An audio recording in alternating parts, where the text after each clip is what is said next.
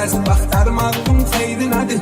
Öz xoşunda mən tərk eləyərək getdimsə, gəlib indi məni yalvarmağım xeyrinədir. Ona qurban elədim aylarımı, illərimi, o gedib daim söndürdü ömür güllərimi.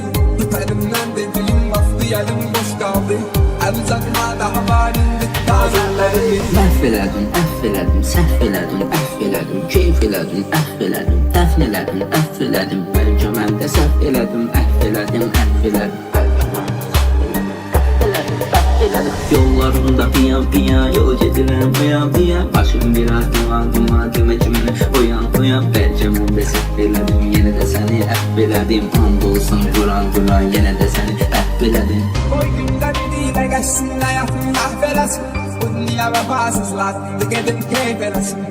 Elə bir zərbə vurdu ki unutmaram heç zaman. Çox çətin ki ürəyim bağışlasın, məhv eləsin.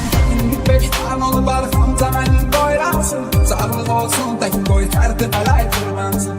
Çox sağ olsun mənə getməklə yaxşılıq elədi.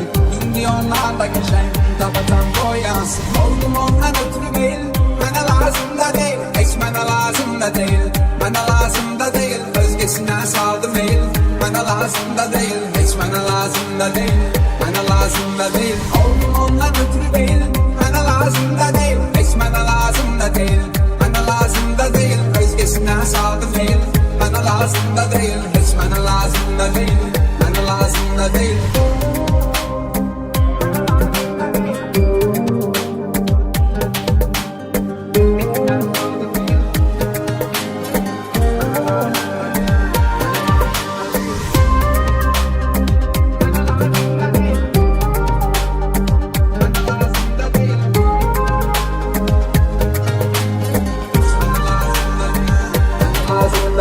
Məhv elədim, əhv elədim, səhv elədim, əhv elədim, keyf elədim, əhv elədim, dəfn elədim, əhv elədim. Bəlkə mən də səhv elədim, əhv elədim, əhv elədim. Bəlkə mən də səhv elədim, əhv elədim, əhv elədim. Yollarımda piyan yol gedirəm piyan. Başım biraz duman demə ki məni oyan. Bəlkə mən də səhv elədim, yenə də səni əhv elədim. And olsun duran yenə də səni əhv elədim.